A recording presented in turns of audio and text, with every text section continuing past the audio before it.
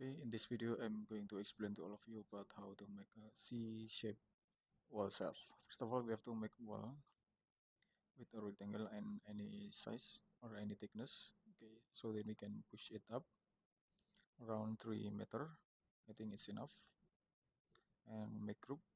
And then we can make the floor to make it support visualization.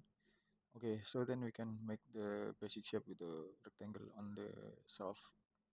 Okay, we can set the size around 1700 and 300 for the white, and then we can push it to the front just a little bit around 300, and then we can select this three line. Okay, then offset it inside. We can just offset it inside around 20 meter.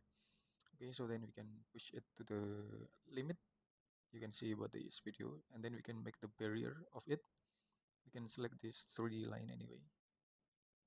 So then we can offset it inside just a little bit, maybe around 20, and then we can push it up just a little bit around 15 millimeter.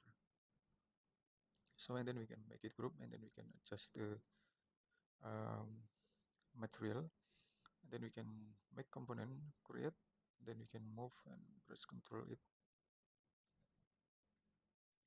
Then we can, okay, so we can make the duplication as we want, how much as we want anyway.